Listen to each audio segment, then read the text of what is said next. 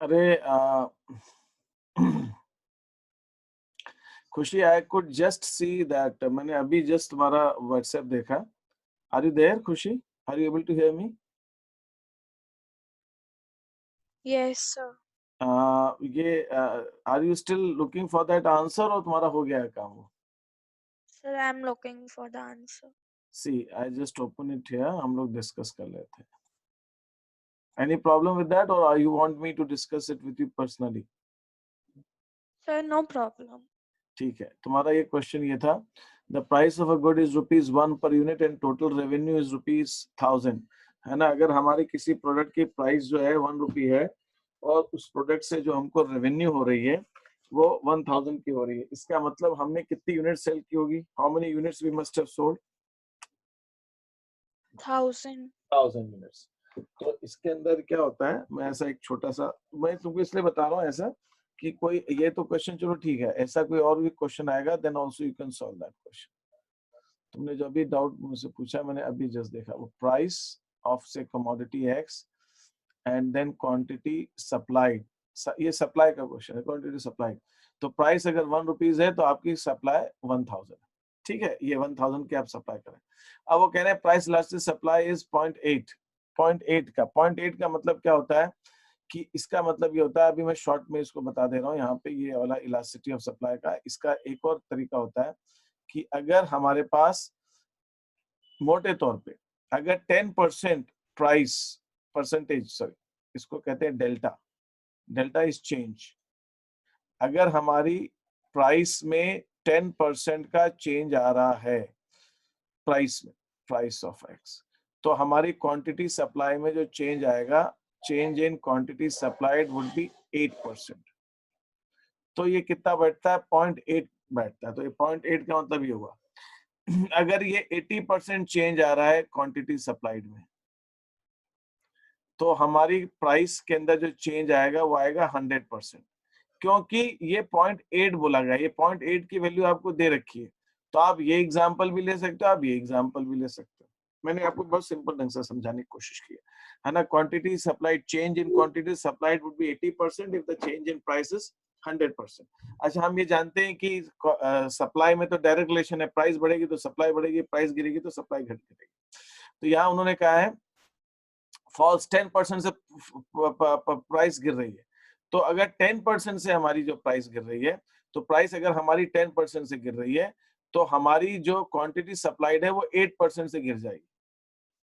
8% से गिर जाएगी क्वांटिटी सप्लाई। 0.8 का मतलब ये हुआ, क्योंकि 8% अपॉन 10% इज 0.8, तो 8% से क्वांटिटी सप्लाइड गिर जाएगी। तो अगर अभी मेरी प्राइस जो है यहाँ पे है, तो ये 10% से गिर रही है, तो मतलब ये 1 रुपए जो है ये 90 पैसे हो जाएगा, 90 पैसा। 10% से प्राइस गिर गई, तो 8% इसका, 8% of this you can calculate 80, तो ये हो जाएगी 920 यूनिट्स हो जाएगा। ठीक है, तो प्राइस हमारी ये 10% से गिरी, तो क्वांटिटी सप्लाइड हमारी 8% से गिरी। This has to be the relation. ये रिलेशन आएगा। ऐसा क्यों हो रहा है? ऐसा इसलिए हो रहा है क्योंकि elasticity supply is given to you as 0.8। अगर इलास्टिसिटी ऑफ सप्लाई आपका 1 होता, सपोज 10% तो नहीं होगा, अगर इलास्टिसिटी ऑफ सप्लाई 1 होता, तो अगर ये 10% से प्राइस गिर रही है तो क्वांटिटी सप्लाई भी 10% से गिरती। अगर ये 1.2 होता, तो 10% से प्राइस गिर रही है तो क्वांटिटी सप्लाई है ना 12% से गिरती। ये 100% से गिर रही है तो 120% से गिरती। अगर ये 2 होता, तो ये अगर 10% से गिर रही है तो ये 20% से गिरता। लेकिन यहाँ 0.8 दिया हुआ है, तो अगर ये 10% से गिर रही है तो ये 0.8, ये 8% से क्वांटिटी सप्लाइड गिरेगी आपकी। तो अभी आपकी रेवेन्यू, अगर मैं यहाँ पे रेवेन्यू निकालता हूँ, यहाँ पे मैं रेवेन्यू निकालता हूँ, तो रेवेन्यू आपका 1000 रुपीज आ रहा है, क्वांटिटी सप्लाइड इनटू प्राइस। और ये रेवेन्यू कितनी हो जाएगी? 90 पैसा। आपकी प्राइस गिर के आपकी 90 पैसा होगी। 90 पैसा इंटू 920, या 90 पैसा इंटू 920, तो 828। तो इसका आंसर आएगा 828। तो this should be the answer for this. Okay sir. ये समझ में आया जो तुम्हारा डाउट था, पूछा तो अभी तुमने व्हाट्सएप पे, आया कि नहीं आया? हाँ, थोड़ा थोड़ा आया कि पूरा आ गया? सब पूरा आ गया। ठीक है, ये 0.8 elasticity of supply. Elasticity of supply 0.8 का मतलब वही होता है कि 8, आप इसको किसी भी ढंग से कर लो कि 10 का 10%, 8% ले लो, 100 ले लो, 80% ले लो, व्हाटएवर। तो 0.8% से क्वांटिटी आपकी भी जाएगी। That's it. Is that okay? Yes sir. Fine. Now मैं एक्चुअली एकदम दिमाग से मिस हो गया। मैंने अभी आपको जो पुराने स्टूडेंट्स उनको अकाउंट्स का एक असाइनमेंट बनाया, मैं वो बना रहा था, मुझे 3 बजे का ध्यान था। मैंने अभी जस्ट आप लोगों ने, मैंने जब पोस्ट करने लगा तब मैंने देखा लिंक पूछ रहे हैं बच्चे। मैंने कहा लिंक किस चीज की पूछ रहे हैं? तब मैंने देखा मैंने इको की क्लास रखी थी 2 से 3, और फिर अपन ने क्या रखी है 3 to 4 रखी ना अकाउंट्स की क्लास, ऐसा कुछ रखी थी, ध्यान नहीं रहा है। ये थोड़ा सा और टाइम था तो मुझे मिस ही हो गया। ये 1 सेकंड में एक बार देख लेता हूँ मैंने आज रखा क्या था।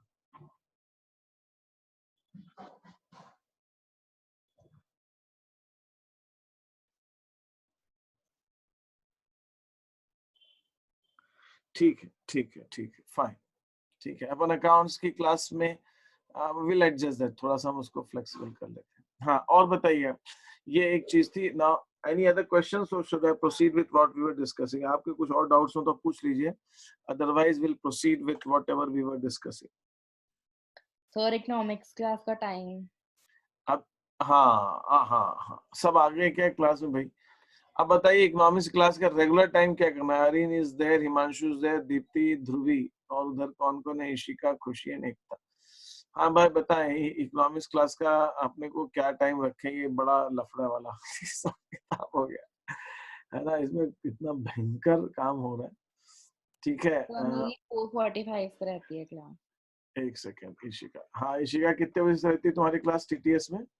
4:45 से 6 बजे तक। ओके, और ये बाकी जो दूसरे बच्चे हैं इनकी क्लास जो रहती है, इनकी मैथ्स की क्लास दूसरे स्टूडेंट्स हैं कुछ के, इन्होंने मुझे बताया था 2 to 4 क्या रहते हैं, 2:30 to 4 की 2 to 4 तो क्या? 2:30 to 4। अच्छा ये रहता है, तो ये तो हिसाब ही नहीं बैठ रहा है।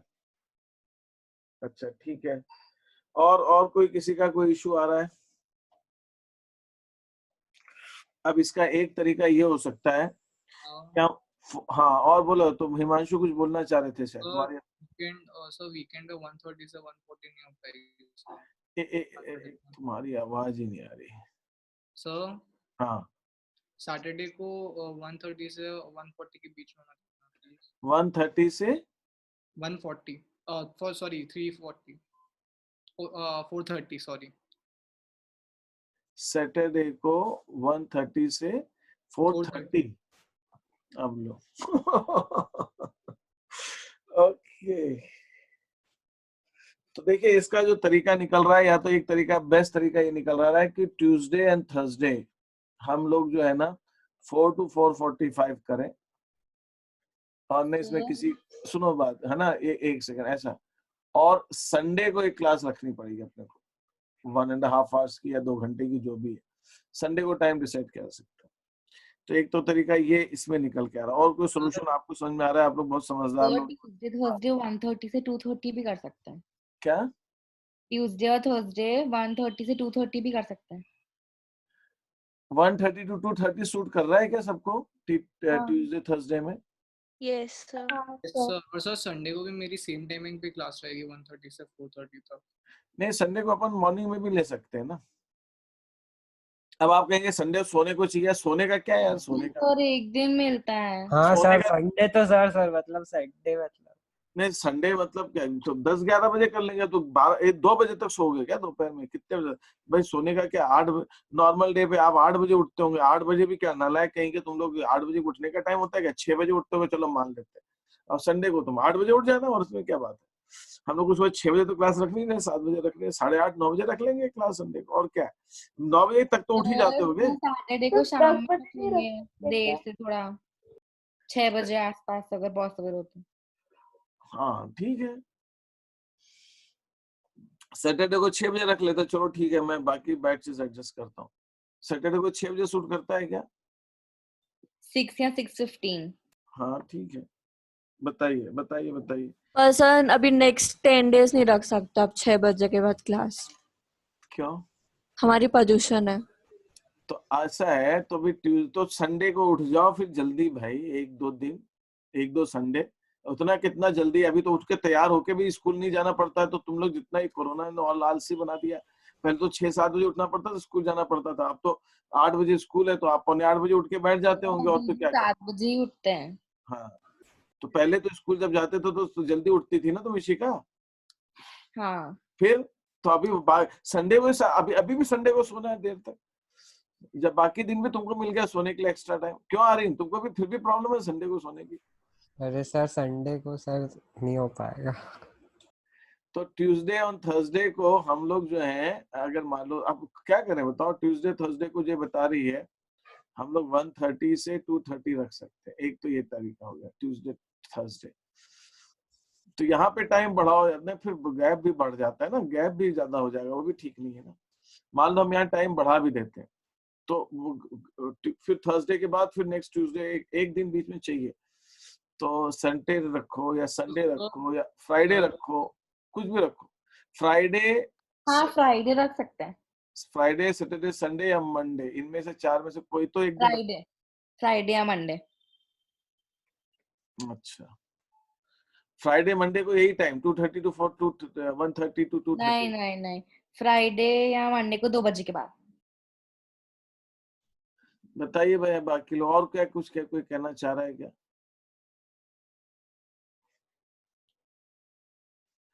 सजेशन है कि किसी और का कुछ और क्या टीटी में ट्यूसडे थर्सडे में ये टाइम रख लिया अपन ने, और या फ्राइडे या मंडे को सर हाँ सर इससे अच्छा तो अगर अपन लोग को इतना करना ही है तो अपन लोग जब टीटीएस के दिन पे आधी आधी घंटा बढ़ा दो क्लास का, तो अपनी एक वीक मतलब हफ्ते में सिर्फ 5 दिन क्लास लेनी पड़ेगी। नहीं, वही तो मैं कह रहा हूँ, सिर्फ क्लास बढ़ाने से इशू नहीं है ना, गैप इतना नहीं करना चाहिए, फिर वो लिंक टूट जाता है। गैप इतना नहीं करना चाहिए अपने, मेरा ये सोचना है ना। क्लास का तो चलो ठीक है, क्योंकि अपन क्लास सिर्फ बढ़ाने से नहीं होगा, we should not keep that long the gap period, problem बस इतनी है। टाइम तो ठीक है, चलो टाइम बढ़ा भी देंगे, टाइम का तो इशू नहीं है ना। कभी भी मैं मान लो अभी जैसे मैं अभी एग्जांपल दे रहा हूँ आपको, टाइम का कोई इशू नहीं है। अभी अभी जैसे अभी अकाउंट्स का होमवर्क आप कर रहे हैं, तो अकाउंट्स का जो होमवर्क कर रहे हैं अभी एक्सरसाइज करनी है, तो डाउट नहीं है, तो अपन अकाउंट्स के क्लास में भी इक्वल ले लेंगे, वो सब कर लेंगे।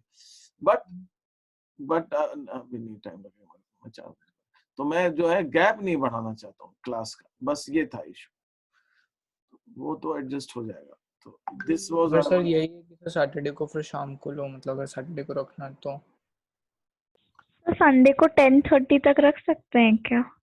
तो ये सोने का ही तो है, आर्यन तो ये कह रहा है कि उसको दिन भर सोने को चाहिए संडे को। सर मेरी खुद की क्लास रहती है 1:30 के ऊपर, मैं 1 बजे उठता हूँ। अच्छा, संडे को 1 बजे उठते हो? यस सर, क्योंकि अरे सर स्कूल सर में बाप से रात जैसे में आपको रखना है मतलब बजे या 5 बजे तो रख सकते। उस टाइम जगह में मिल जाएंगे सर। अच्छा, रात को जगह मिल जाएगा 2 बजे, मतलब तुम लोग उल्लू हो गए है ना, रात को जगते सर हो। रात को मैं भी जगती हूँ, मतलब मुझे रात को प्रॉब्लम नहीं है। हाँ सर ये ज्यादा बेटर है, रात को रख लो। बाप रे। ठीक है, और किसी को प्रॉब्लम है क्या? चलो ठीक है, एक काम करते हैं, ट्यूसडे थर्सडे लेते हैं, फिर बाद में नेक्स्ट वीक डिसाइड कर लेंगे। 1-2 वीक लगेगा, सेट कर लेंगे इस टाइम को, लेकिन कम से कम 2 दिन तो डिसाइड हो गया। और फिर अपन कोई भी दिन रखेंगे, या तो कोई अकाउंट्स की क्लास अगर जरूरत नहीं पड़ेगी तो उसमें रख लेंगे, या किसी अकाउंट्स वाले दिन थोड़ा सा आप लोग की मैथ्स की क्लास नहीं रहती है, सर हम लोग सर सैटरडे अकाउंट्स को के दिन एक्सटेंड कर देना आप थोड़ा आधी अकाउंट्स घंटे। वाली क्लास के दिन एक आध दिन, आधे घंटे 1 घंटे की कोई क्लास ले लेंगे किसी भी दिन, हाँ है ना, ऐसा कुछ कर लेंगे, कोर्स वोर्स चलता रहेगा, कोई ऐसा इशू नहीं आएगा। ठीक है, अभी तो हम बढ़ते हैं आगे। Any other question, any other point? तो अपना ये डिसाइड हो गया, मैं ग्रुप में डाल देता हूँ, मैं भूल नहीं जाऊं तो मुझे ठीक रहेगा। सर सैटरडे को 8 बजे हो सकता है क्या? आई गेस वो कन्वीनियंट हुआ तो। 8 बजे हाँ सर। मुझे कोई प्रॉब्लम नहीं है, मेरी एक रहेगी इको की क्लास 12th की, वो मैं एडजस्ट कर सकता हूँ, वो लोग एडजस्ट। ठीक है सर, वो बाकी लोगों पे डिपेंड करता है। हाँ ठीक है, अपन एक बार तो लेते हैं ना। आज क्या डे हो गया, आज कौन सा डे? फ्राइडे। फ्राइडे। तो ये वीक तो जा ही रहा है, कल कल का है, देखते हैं, करेंगे, कुछ करते हैं। सर सर कल तो कल गणेश रख लो, कल छुट्टी है। हाँ कल रख लो, कल छुट्टी कल है सर। कल कल छुट्टी है। सर गणेश हाँ चतुर्थी है ना सर। कल। अच्छा ठीक ठीक, हाँ जी।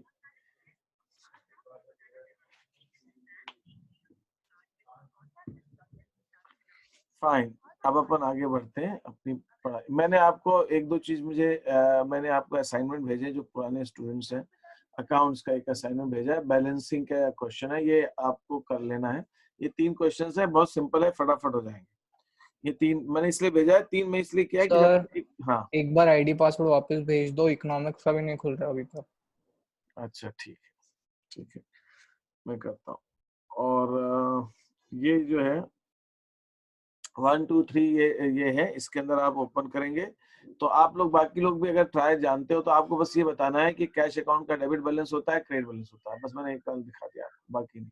तो आप ये तीनों में यही है, फट फट फट फट चूज करने का है। तो और मैंने अलग अलग इसलिए बनाया कि जब आप एक करेंगे उसका आंसर चेक करेंगे तो आपको मालूम पड़ेगा कि गलती कहाँ हो रही है, तो दूसरे में गलती एक ही साथ दे दो तो सबका आंसर एक साथ मालूम पड़ता है, that is the only thing. Fine, अब ये ट्रायल बैलेंस वाली शीट थी, ये डन। अब मैं आ रहा हूँ आपके पास में। हम्म,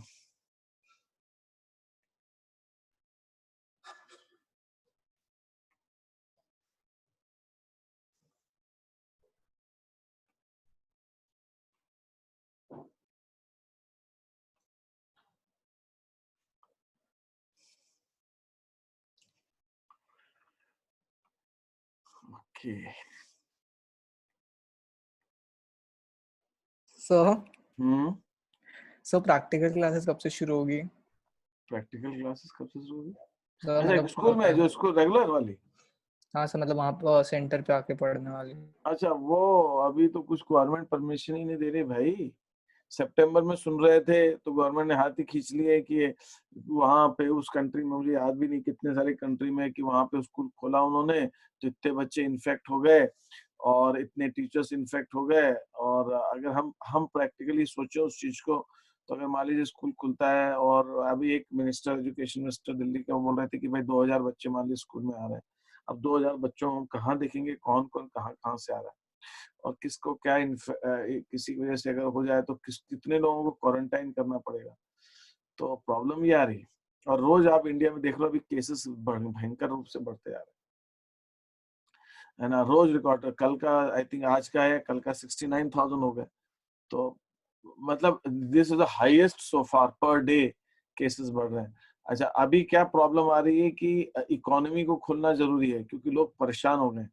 मार्केट के अंदर प्रोडक्शन कम हो गया, लोगों के जॉब्स जा रहे हैं और वो, तो इकोनॉमी को खोलना तो बेहद जरूरी है।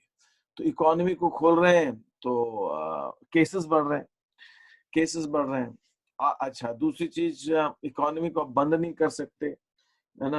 अभी इंदौर में एक मीटिंग हुई थी कुछ टाइम पहले कि कलेक्टर ने कहा था कि अब इंदौर को तो नहीं खोल सकते। तो बिजनेस वालों ने कहा कि भाई ऐसा है कि ठीक है मत खोलिए, लेकिन हमारा जो स्टाफ है उनको आप सैलरी दे दो, ठीक है, और आप जो हमसे टैक्स लेते हो उसमें टैक्स में हमें छूट कर दो, है ना। तो आप हमसे टैक्स तो पूरा ले रहे हो, आप हमसे सारे जो आपने कोई भी टैक्स कम नहीं किए, आप हमें दुकानें खोलने नहीं दे रहे हो। कभी करो आधे दिन ये, 3 दिन ये दुकान खोलो, ऑड इवन कर रहे हो, यहाँ खोलो फिर यहाँ खोलो, तो ऐसे कैसे काम चलेगा।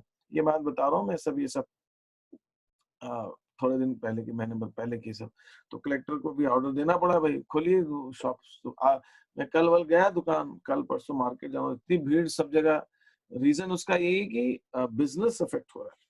यूके ने, यूनाइटेड इंग्लैंड ने अपनी इकोनॉमी में रिसेशन ऑफिशियली डिक्लेयर कर दिया। इंग्लैंड का कहना है कि हमारी इकोनॉमी रिसेशन पे आ गई है, ठीक है। अमेरिका में इलेक्शंस हैं इस साल, ट्रम्प, तो वो वहां की इकोनॉमी, यूके की इकोनॉमी जो है इस साल अभी जो है 2-3 पिछले कुछ महीनों से, है ना, आई थिंक वो 2-3 महीने का ट्रैक देखते हैं, वो 22% डाउन हो गई है। तो उन्होंने कहा हमारी सर इकोनॉमी में बट रिसेशन। यूके इकोनॉमी तो सर यूके इकोनॉमी तो बार बार इफेक्ट होती है। यूके की इकोनॉमी बार बार खुद ब खुद रिसेशन में लेके आ जाता है। जब हम लोगों ने ब्रेक्सिट किया तो भी उनको पता था कि इकोनॉमिक फॉल बैक होगा, तो भी वो लोग डिसीजंस लेते ही है ना।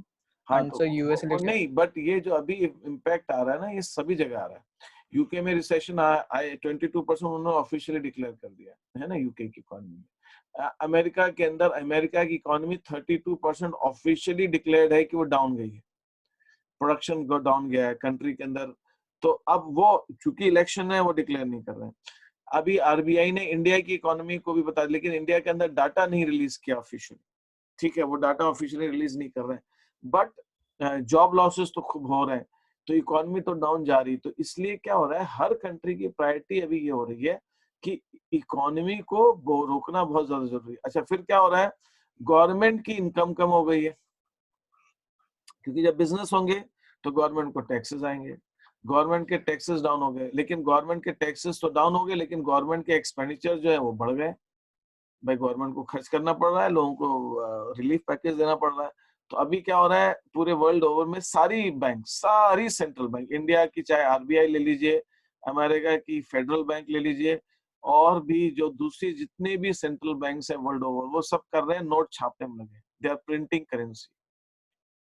करेंसी क्यों प्रिंट कर रहे हैं, वो करेंसी इसलिए प्रिंट कर रहे हैं कि ये करेंसी प्रिंट करके मार्केट के अंदर मनी का फ्लो बढ़ाया जाए। जब मनी का फ्लो मार्केट के अंदर होगा, मनी होगी इकोनॉमी के अंदर, लिक्विडिटी होगी, तो लोग खर्च करेंगे, लोग खर्च करेंगे तो इकोनॉमी को बूस्ट मिलेगा।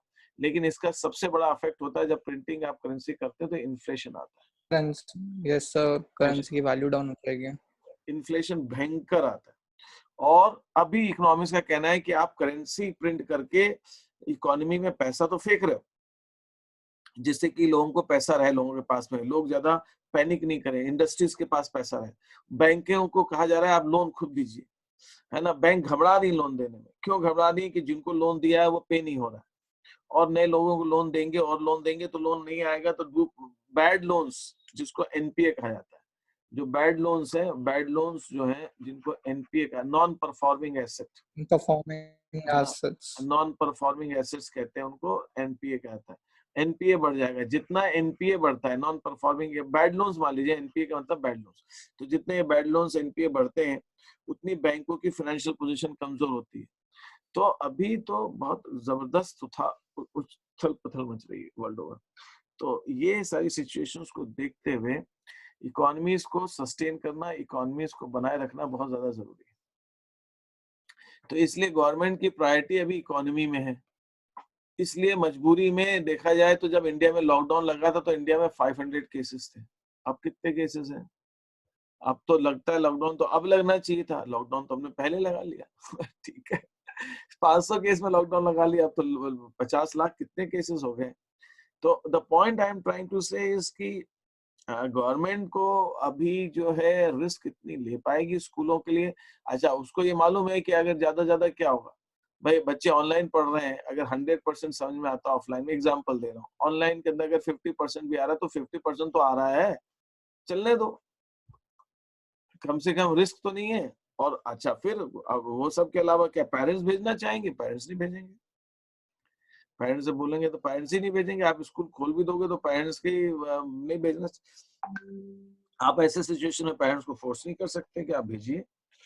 अच्छा, फिर आप भेजेंगे, आप देख रहे हैं ना कितने सारे स्कूल्स होंगे, आप एक क्लासरूम है, क्लासरूम के अंदर अगर आपने 40 डेस्क लगाए हुए, 40 डेस्क के बाद 41st डेस्क लगाने की जगह नहीं मिलेगी आपको क्लास में, है ना। पता चला आपको सभी स्कूलों के बारे में सोचना है, जगह ही नहीं है।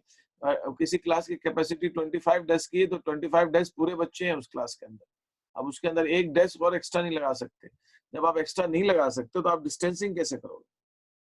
डिस्टेंस कर नहीं सकते, है ना। कुछ समय पहले एक मैंने वेबिनार करवाया था, उसके अंदर कई स्कूलों के प्रिंसिपल थे, इवन शिशुकुंज के डायरेक्टर मिस्टर दवे भी थे। तो वो अभी वो तो मैंने कराया था मई या जून फर्स्ट वीक में, तो उसको टाइम भी हो गया। तो उस समय भी ये सोच रहे थे कैसे करेंगे, मतलब या तो आधे बच्चों को 3 दिन बुलाओ, मंडे वेडनेसडे फ्राइडे को, वो ऐसी से प्लानिंग चल रही थी ना, और आधों को टीटीएस में बुलाओ।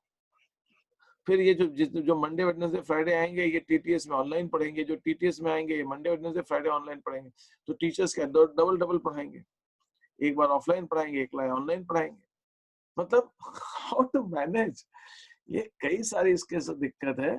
और सबसे बड़ी दिक्कत तो चलो ये सब रास्ते निकल जाएंगे, थोड़ा कम पढ़ाई होगी या होगी जैसी होगी, सबसे सब निकल जाएंगे। लेकिन प्रॉब्लम सबसे ज्यादा ये है कि जो स्प्रेड का दिक्कत है, अगर ये फैलता है तो उसको आप कैसे रोकोगे? बच्चों में आप डिस्टेंसिंग कैसे करोगे? बच्चे तो खेलेंगे ना, बच्चे तो हाथ भी मिलाएंगे, बच्चे बात भी करेंगे, आप कैसे करोगे? आप बाजार निकल जाओ, अभी बाजार के अंदर कितने सारे लोग बिना मास्क के घूम रहे हैं, कितने सारे लोग घूमते हैं। कोई फंक्शन भी हो रहा है, सब हो रहा है, लोग वहां पे कोई मास्क नहीं पहन रहे, तो आप स्कूल में सोचोगे क्या मास्क लगा के बच्चे बैठेंगे? फिर मास्क लगा के बैठने में कान वो दर्द होना, मेरे को कल हो गया दर्द, मैं कहीं मार्केट गया तो ये कान खिंच गया मेरे, I was feeling such a pain, है ना। तो ये क्या, how long the students can bear the mask, how और फेस शील्ड पहन सकते हैं, हाँ सब फेस शील्ड पहन सकते हैं, मतलब इसमें इतना मुश्किल थोड़ा ना है। हाँ, शील्ड पहन सकते, कन्वीनियंट नहीं है ना, कितना कन्वीनियंट है, यूज टू नहीं है तो आप आदत डाल लो उसकी। एक टीचर ने कहा, एक मैडम ने कहा कि जो छोटे बच्चे हैं आपको उनको फैब्रिक भी देखना पड़ेगा, कौन सा फैब्रिक उनको कंफर्टेबल है कपड़ा की, वो उस हिसाब से आपको देख ट्रायल करना पड़ेगा। पहले आप घर में उनको पहनाने की आदत, घर में तो पहनते नहीं है लोग, तो घर में आप पहना के उनको आदत में डालो, तब वो जाके 2-3 घंटे 4 घंटे 3 घंटे का स्कूल लगा, मान लीजिए आप ज्यादा फुल डे तो 7-8 घंटे का स्कूल तो लगा ही नहीं सकते आप। ऐसे में 3 घंटे का आप स्कूल लगा रहे हो, बच्चे को आने जाने में 1-1.5 घंटा लग रहा है, फिर उसके बाद मतलब कई सारी चीजें हैं। मेन स्प्रेड है, चलो बाकी सब चलो 3 घंटे का लगा देंगे स्कूल, 2.5 घंटे का लगा देंगे, ठीक है, वो भी हो जाएगा। बाकी उसको रोकोगे कैसे आप? और ये कुछ कंट्रीज ने किया, कुछ कंट्रीज ने स्कूल खोले, बट उनको बाद में बंद करना पड़ा क्योंकि स्प्रेड इतना जल्दी फैलने लगा, बहुत तेजी से फैलने लगा, तो उनको एकदम बंद करना पड़ेगा उसको। तो इस वजह से इंडिया ने वहां से एक्सपीरियंस लिया कि भाई जब दूसरे कंट्रीज ने करके देख लिया तो हम ही कर ले जाएंगे, ऐसा कैसे हम कह सकते हैं। कोरोना तो एक ही जैसा है ना, प्रॉब्लम बीमारी तो एक ही जैसी। तो स्कूलों को तो हम नहीं खोल पाएंगे, तो वो चांस ही नहीं लग रहा है। सुनने में आ रहा है दिसंबर से पहले नहीं खुलेंगे। दिसंबर से पहले भी खुल जाए तो सब, दिसंबर तक भी खुल जाए तो समझो बहुत बड़ी बात है। अब विंटर्स आ रहे हैं, कोरोना का सुनने में आ रहा था कि इसके सारे सिम्टम्स जो है विंटर वाले हैं, कफ है, कोल्ड है, सिर दर्द है, ये सब जो सीधे हैं। चेस्ट में ब्रीदिंग की प्रॉब्लम है, ये सब कब होती है? ठंड में होती है। तो इसके जो सिम्टम्स हैं, जब गर्मी पड़ेगी जून में, तो उस गर्मी में खत्म हो जाएगा कोरोना। तो खत्म तो हुआ नहीं मई जून के अंदर। तो जब गर्मी में नहीं खत्म हुआ तो ठंड में तो और खत्म होने का ही नहीं है कोरोना। बरसात में तो चिकनगुनिया, डेंगू वगैरह क्या क्या चीजें आ जाती हैं। तो ये कोरोना जो है बरसात में या ठंड में खत्म हो जाएगा, इस चीज की तो कोई चांस नहीं दिख रही। ऐसी कोई रिसर्च अभी तक तो अवेलेबल नहीं है जो ये कह दे कि ठंड में कम हो जाएगा या बट सर मतलब वैक्सीन तो आ चुकी है ना, रशियन वैक्सीन तो आ चुकी है। अरे तो वैक्सीनेशन करने में कितना टाइम लगेगा महाराज? आप देखो, और इंडिया ने तो अभी उस वैक्सीन पे पूरा भरोसा ही नहीं किया है। उसने कहा हम टेस्ट करेंगे। आप वैक्सीन का क्या होता है कि वैक्सीन को आपको टेस्ट करना होता है। कैसे टेस्ट करना होता है? आपने वैक्सीन दी, फिर आपको उसके सिम्टम्स आपको 1.5-2 महीना देखने होते हैं कि उसके कहीं साइड इफेक्ट तो नहीं आ रहे। किसी के लंग्स में पता चला आज वैक्सीन ली, अभी कल की न्यूज है कि दिल्ली में एक सेंटर खोला गया, पोस्ट कोविड ट्रीटमेंट सेंटर।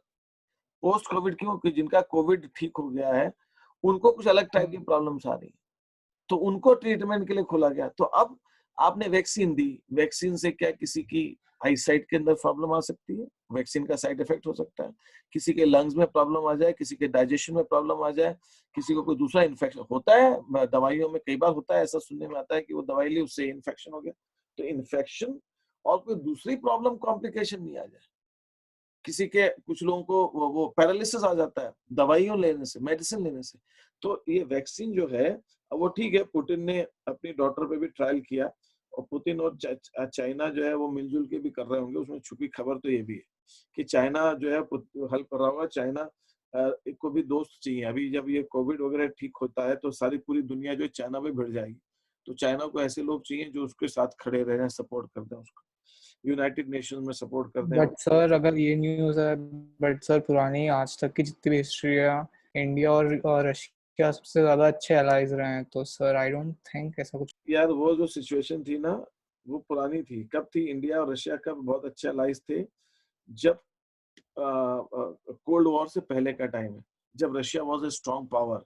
आज की डेट में रशिया की हालत भी अच्छी नहीं है। चाइना अपने आप में सर इकोनॉमिकली रशिया आज भी सबसे one of the most powerful militant country है, एंड अभी वो डिक्टेटरशिप के अंडर है। एंड उस टाइम भी डिक्टेटर सेम ही था, व्लादिमीर पुतिन था। इनफैक्ट इतने सालों से पुतिन फैमिली रूल कर। नहीं, वो ठीक है। चलो मैं क्या कहना चाह रहा हूँ कि अगर वर्ल्ड ओवर कोई इशू आएगा ना तो चाइना को रशिया ने पहले भी सपोर्ट किया है। हाँ, ये हो सकता है इंडिया का सपोर्ट रशिया कैसे कर सकता है अगर चाइना और इंडिया के बीच में कोई डिस्प्यूट हो, तो रशिया कैन बी। लेकिन अगर अमेरिका चाइना के ऊपर कहता है, जैसे ट्रम्प कहता रहता है अमेरिका और वेस्टर्न वर्ल्ड चाइना से बहुत नाराज है, अगर वो कुछ करते हैं तो रशिया चाइना का साथ देगा, है ना। If the western world goes, India का तो रोल उतना इंपॉर्टेंट नहीं है। मेन झगड़ा तो वेस्टर्न वर्ल्ड, अमेरिका और चाइना की झगड़ा हो रही है। अभी तक America has been the world power. अब पावर किसकी बात हो रही है? The power is shifting towards the China. तो अमेरिका को वो अच्छा भी नहीं लगेगा।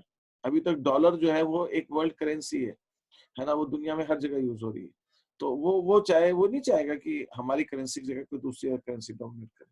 तो यहाँ पे टसल जो है, मेल टसल जो है चाइना और अमेरिका की, उसके अंदर रशिया जो है वो चाइना का साथ देगा, और चाइना ही जानता है इस बात को, और इसीलिए चाइना रशिया को सपोर्ट कर रहा है।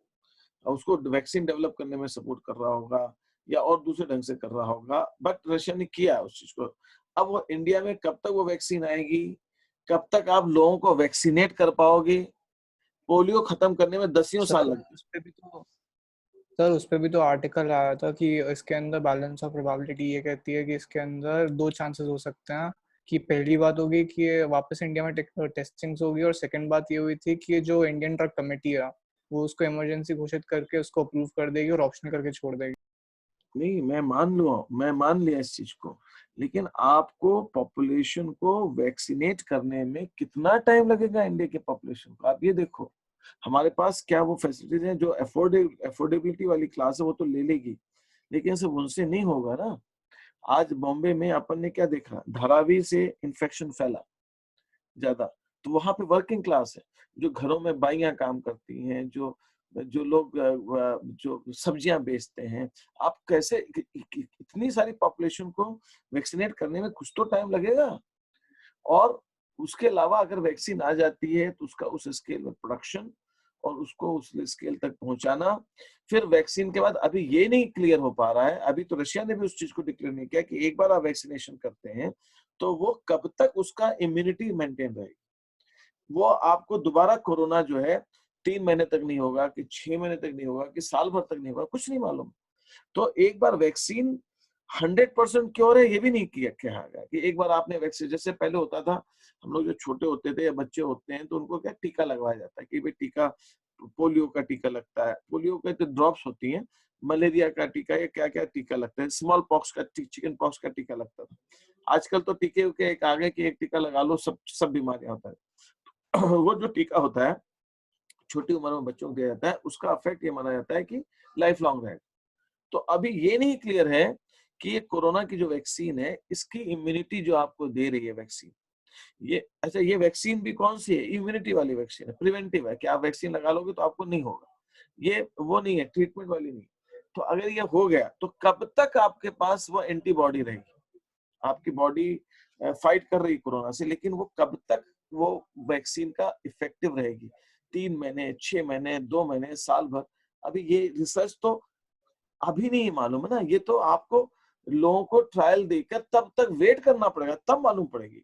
अभी आप कैसे कह सकते हो, वो लेबोरेटरी के अंदर एक लिमिट तक आप टेस्ट कर सकते हो कि भाई लगता है 3 महीने, तो 3 महीने तो दे के फिर देखो आप कि लोगों को क्या दोबारा कोरोना तो नहीं हो रहा। तो जब पोस्ट कोरोना का के सिम्टम्स कुछ निकल कर आ रहे हैं कि जिनको ठीक हो गया उनको कुछ अलग टाइप की प्रॉब्लम आ रही है, उनको कुछ सांस लेने की दिक्कत फिर भी आ रही है एक बार ठीक होने के बाद भी, तो वैक्सीन 100% क्योर है अभी इस बारे में तो रशिया भी क्लेम नहीं कर पा रहा। तो ये सारी इश्यूज हैं। अब गवर्नमेंट्स को डिसीजन लेना पड़ेगा कि हमें कैसे करना है। एक बार हमने दे दिया तो उसका कहाँ तक असर रहेगा, कब तक रहेगा, और ये सारे इश्यूज हैं, इन इश्यूज को सॉर्ट आउट करना पड़ेगा। तो बट एनीवे कहीं वैक्सीन आ गई है तो वो आ भी जाएगी, चलो कम से कम हम मान लेते हैं भाई 3-4 महीने में आ जाएगी, तो हम मान सकते हैं कि दिसंबर तक स्कूल स्टार्ट हो सकते हैं या हो जाएंगे। बट समवेयर ये केसेस जो बढ़ रहे हैं इसको रोकना जरूरी है, ये बढ़ना रुकना जरूरी है कि वैक्सीन के साथ साथ, क्योंकि अगर ये स्पाइक आता क्या होता है कि सबसे बड़ी चीज है कि कोई भी पेरेंट अपने बच्चों के साथ रिस्क नहीं लेगा, नो वे, वो नहीं लेगा, कोई भी पेरेंट नहीं लेगा कि आप वो कहेगा कि नहीं भाई कोई बात नहीं, हम इस साल नहीं पढ़ेंगे या कम पढ़ेंगे, जो इस साल पढ़ेंगे दोबारा पढ़ लेंगे, है ना, कोई बात नहीं, एक साल चला भी जाएगा, लेकिन लाइफ के साथ तो कोई रिस्क नहीं। ये है सबसे बड़ी चीज। छोटे केसेस में थोड़ा, जो बड़े बच्चे हैं 10th 11th 12th में वो थोड़ा सा करियर फोकस ज्यादा हो जाते हैं। जो छोटे बच्चे है ना, जिनका बच्चा 3rd में, 2nd में, नर्सरी में, केजी में, 4th में, वो कहेंगे कोई बात नहीं, एक साल का बच्चा 12th करने के बाद ड्रॉप लेते हैं, फिर जाके तैयारी करते हैं कॉलेज की, तो कहेंगे कोई बात नहीं, हम अभी ड्रॉप ले लेते हैं, हम नहीं पढ़ाते बच्चों। छोटी क्लास में ऐसा हो सकता है, ये ऐसे छोटे बच्चों में ज्यादा इंसिडेंस है। बड़े में सोचते हैं कि हाँ चलो ठीक है, why we should do that. और दूसरी चीज ये है कि छोटी क्लासेस में कोई ऐसी ज्यादा पढ़ाई होती नहीं, बड़ी क्लासेस में आज आप नहीं पढ़े अगर मान लीजिए तो आपका तो लिंक ही टूट जाएगा, पता चला एक साल बाद पढ़ने का वो मन ही नहीं होगा। आप 10th के बाद सोचे कि एक साल ड्रॉप ले लेते, 11 नहीं पढ़ते, अब 12 जब नेक्स्ट ईयर आएगा तो ही 11th की स्टार्ट करेंगे। तो जो गैप है, मैंने बच्चों को क्या, मैंने ये देखा, आज मैं जो करूँ what I am, why I am taking this, और मैंने अभी ऑनलाइन खूब सारे मैंने वेबिनार्स वगैरह खूब कराए। इस समय जो सिचुएशन है, इस समय माइंड को बिजी रखना बहुत जरूरी है, हम खाली नहीं रह सकते। हम जो पढ़ रहे हैं, ये पढ़ाई सिर्फ इसलिए नहीं कि अपने को कोर्स पूरा करना है, ये इसलिए भी आपके लिए जरूरी है कि जब तक आप बिजी रहेंगे पढ़ाई में, तो जितना आप मेंटली अपने आप को ऑक्यूपाई रखेंगे, दिमाग इधर उधर नहीं जाएगा, दूसरी बीमारियां नहीं होंगी, नहीं तो दूसरी बीमारियां हो जाए, आदमी कुछ करने को नहीं है, पढ़ने को नहीं है, कुछ करने को नहीं है, तो आदमी वो बैठा बैठा पागल हो जाए। और वो पता नहीं क्या क्या सोचता जाए, क्या क्या करता जाए, टाइम का वेस्टेज, फिर एक ऐसा लगता है एमलेस सी लाइफ लगती है। आज कम से कम आप जो पढ़ रहे हैं तो कम से कम आपको लग रहा है ना ये पढ़ना है, ये काम करना है। हो सकता है, मैं ये नहीं कहता, मुझे नहीं मालूम, मैं ये नहीं कहता, आज जो अभी आप पढ़ रहे हैं हो सकता है अपने को उस चीज को रिपीट करना पड़े बाद में। लेकिन अभी टाइम का यूटिलाइजेशन, माइंड का यूटिलाइजेशन बहुत ज्यादा जरूरी है। तो इसके साथ के जिसको साइड इफेक्ट्स, इसकी जो दूसरी प्रॉब्लम्स है वो बहुत ज्यादा है। ऐसा तो है नहीं कि 100% चीजें नहीं समझ आ रही हैं, थोड़ी बहुत भी आ रही है, चलो ठीक है, जितनी आ रही है उतनी ठीक है, और बाकी बाद में भी कर लेंगे। वो life is not going to end like this, है ना, हमको चांस मिलेगा दोबारा करने का। बट पॉइंट ये है कि प्रॉपरली एंगेज रहना बहुत जरूरी है, बिजी रहना बहुत जरूरी है। It is very very important. Otherwise क्या होगा कि उसकी ज्यादा दूसरे, उससे पता चला कि उसमें ज्यादा प्रॉब्लम्स क्रिएट हो जाएंगे, कॉम्प्लिकेशंस बढ़ जाएंगे। दिमाग का इस्तेमाल करना, पढ़ते रहना, थोड़ा सा बिजी। आप बच्चे हैं, आप लोग क्या पढ़ना ही नहीं कर सकते ना बहुत ज्यादा, तो आप आज भी बाहर जाके खेल भी नहीं सकते खुले में। थोड़ा बहुत जाके कर लेंगे, वो कर लेंगे, थोड़ा बहुत कर लेंगे। तो ये सब जो चीजें आप आते हैं, डिस्कस करते हैं, पढ़ते हैं, इन सब चीजों से आपका मेंटल डेवलपमेंट तो हो रहा है ना। आजकल क्या हो रहा है कि प्रॉब्लम्स जो है ना, फिजिकल प्रॉब्लम्स कई सारी मेंटल प्रॉब्लम से जुड़ी हुई है। तो मेंटल प्रॉब्लम को हैंडल करना ज्यादा जरूरी है rather than these physical problems. लोग उससे ज्यादा परेशान हो रहे हैं। ये है कुछ इश्यूज, इसलिए बहुत ज्यादा जरूरी है कि अपने आप को एंगेज रखा जाए, खाली नहीं रखा जाए, बिजी रखना बहुत जरूरी है। पढ़ के रखें, कुछ करके रखें तो अच्छा है। और जितना करेंगे उसमें मुझे तो नहीं लगता कभी पढ़ी हुई चीज, सीखी हुई चीज कोई बेकार जाती है, हमेशा काम आती है, दैट्स फॉर श्योर। अच्छा, बट अभी तो चांस नहीं है। फॉर्मल जो आपका पुराना सिस्टम है उसको आने में तो बहुत टाइम लगेगा, बहुत टाइम लगेगा। 2-3 महीने दिसंबर तक हो जाए तो बहुत अच्छी बात है। अब दिसंबर में मान लो स्कूल खुलते हैं, जनवरी में स्कूल खुलते हैं, तब एग्जाम कब लोगे? आपको एग्जाम मार्च में नहीं लोगे क्या? मार्च में लोगे तो फिर अब ये सोचा जाएगा कि भाई पेरेंट्स भी बोलेंगे अब 2 महीने के लिए हम क्यों भेज रहे हैं स्कूल, चलो 15 दिन। मतलब there are lot of issues relating to this, बहुत ज्यादा सारी कंसर्न्स हैं, पेरेंट्स के कंसर्न्स हैं। और ऐसे सिचुएशन में ये भी होता है ना, ऐसी हालत में तो कुछ लोग एडवांटेज भी लेते हैं। नहीं भी होगा तो कुछ लोग जो नहीं चाहेंगे, उनको कोई फायदा हो रहा होगा तो वो इसका इशू बनाएंगे, अरे ऐसा हो गया तो क्या होगा। अच्छा, किसी को मालूम नहीं है ये ऐसी चीजें, बीमारियां कोई बार बार तो आती नहीं, लाइफ टाइम में कभी एक बार आती है। कभी आई थी तो उसमें कितने लोग जिंदा थे, उसका जो डाटा है उसी से। तो it does not come in in one's life time again and again. तो हमें नहीं मालूम कि हम इस सिचुएशन को कैसे फेस करेंगे। कोई ये नहीं कह सकता गारंटी के तौर पे आज अगर 21 अगस्त है तो आज इतने केसेस हैं, सितंबर एंड तक हिंदुस्तान में इतने केसेस होंगे, या ये सिचुएशन हो जाएगी, या दिसंबर तक ये हो जाएगी। कोई भी फॉर श्योरिटी नहीं कह सकता। No one, not only in India but anywhere in the world, nobody can claim कि what is going to happen. तो ऐसे केस में कोई क्या गारंटी क्या ले सकता है? कोई कुछ गारंटी नहीं ले सकता।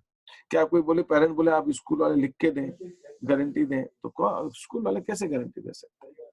या हेल्थ में, एजुकेशन मिनिस्टर गारंटी दें तो वो भी नहीं दे सकते। तो these things are very very significant cases.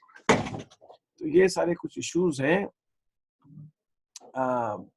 अब पेरेंट को आप कैसे भरोसा कैसे दिलाओगे कि आप भेज दीजिए? आप तो कह रहे हैं डे स्कूल की बात कर रहे हैं, आप रेसिडेंशियल स्कूल की सोचिए। रेसिडेंशियल स्कूलों के अंदर तो आप कैसे आप करोगे यार? रेसिडेंशियल स्कूल वाले तो कहते हैं हमने अपनी बाउंड्री सील कर दी, ना कोई बाहर से आ रहा है ना कोई जा रहा है, तो हमारा कैंपस सिक्योर हो गया। लेकिन अगर मान लीजिए कैंपस के अंदर किसी एक को भी आ गया तो अंदर के अंदर कितना फैलेगा? बहुत सारे प्रॉब्लम्स है, बहुत सारे प्रॉब्लम्स है। ये नहीं कहा जा सकता, इसलिए बेटर ये सबको लग रहा है कि बच्चा घर पे है, देखभाल में है। आजकल कोई भी केस होता है तो होम क्वारंटाइन की बात होती है कि भाई घर में उसको क्वारंटाइन करो। तो घर के अंदर तो ट्रीटमेंट मिल जा रहा है ना उसको। तो अगर है बच्चा घर में तो सेफ तो है। कुछ हुआ तो घर के अंदर उसको दवाई मिल जाएगी, ट्रीटमेंट मिल जाएगा, जो भी है वो होम में क्वारंटाइन हो जाएगा। तो कम से कम ही इज देयर। अगर कहीं पब्लिक आप गए और लोगों से साथ आपका इंटरेक्शन हुआ तो उस केस के अंदर आप कैसे करेंगे चीजों को? जस्ट है ना। हाँ।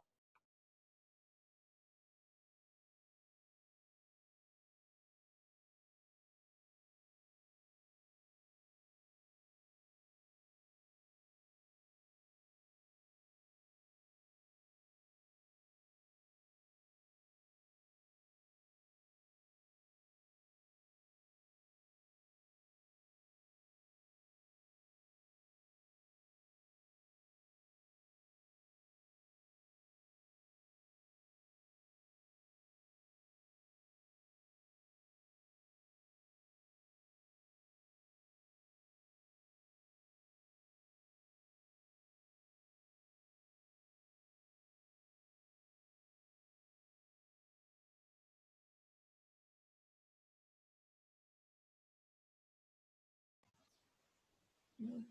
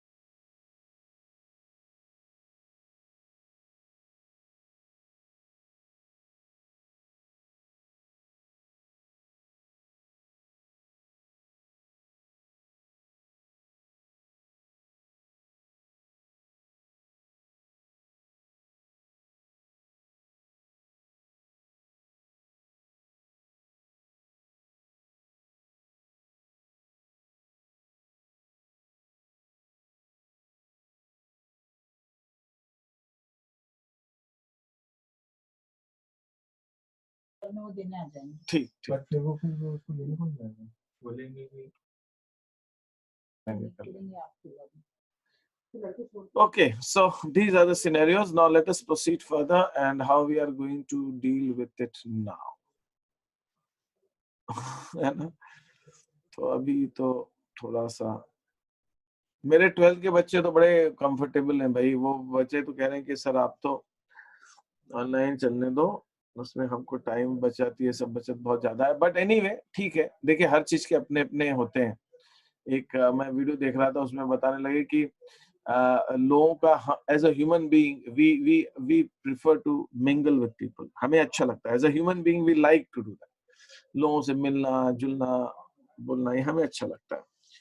तो कोरोना जब खत्म होगा तो हमारी सबसे बड़ी इच्छा होगी कि वी सोशलाइज, है ना। वी लव टू सोशलाइज, हमको सोशलाइज करना अच्छा लगता है।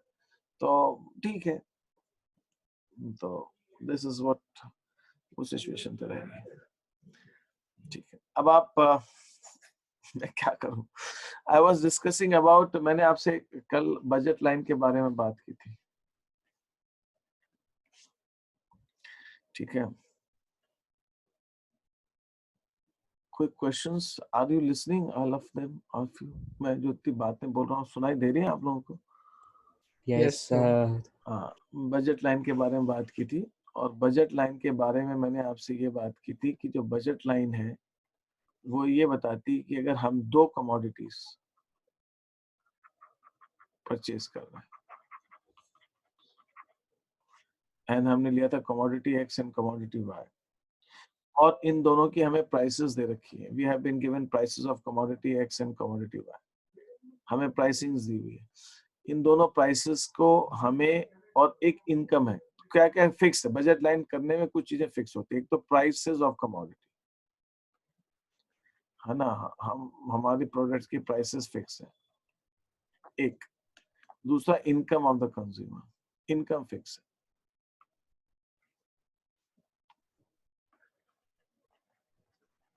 तो उतनी इनकम में और उन प्राइसेस के अंदर हम वो 2 कमोडिटी कितनी कितनी खरीद सकते हैं। कंडीशन ये है पूरी इनकम खर्च होनी चाहिए, कम इनकम होगी तो वो नहीं। तो मैंने आपको ये बताया था, मैं इसको ब्रीफ में बता के मुझे इसके ऊपर आपको एक असाइनमेंट देना है, तो वो एक फ्लो बन नहीं पाया, इसलिए मैं बना नहीं पाया। अभी मैं अकाउंट्स का एकदम से बना रहा था असाइनमेंट्स, तो उसके साथ वो बन गए। इकोनॉमिक्स का मैं आपको बजट लाइन पे भेजूंगा। तो हमने क्या देखा था, हमने कुछ ऐसा एक टेबल ग्राफ बनाया था। इकोनॉमिक्स के अंदर ग्राफ का बहुत यूज आएगा, तो ग्राफ आपको समझना है। ये ग्राफ बनाया, फिर हमने इसके अंदर एक बजट लाइन जो ड्रॉ की थी वो कुछ ऐसी थी हमारी। अब ये बजट लाइन क्या दिखा रही है, यहाँ पे मान लीजिए मैं ले लेता हूँ कमोडिटी वाई और यहाँ ले लेता हूँ कमोडिटी एक्स। तो ये क्या दिखा रहा है कि हमारे पास 0 यूनिट ऑफ एक्स है और हम इतनी यूनिट वाई की ले रहे हैं, इतनी वाई यूनिट खरीद रहे हैं, और एक्स की 0 यूनिट है। ये क्या दिखा रहा है, ये दिखा रहा है वाई की यूनिट 0 है और एक्स हम इतनी यूनिट खरीद रहे हैं। और ये बीच की जितनी कॉम्बिनेशन है ये सब दोनों के कॉम्बिनेशन है। ये इस ग्राफ को समझेंगे थोड़ा सा हम लोग, है ना। इसको ग्राफ को समझना हमारे लिए बहुत ज्यादा जरूरी है।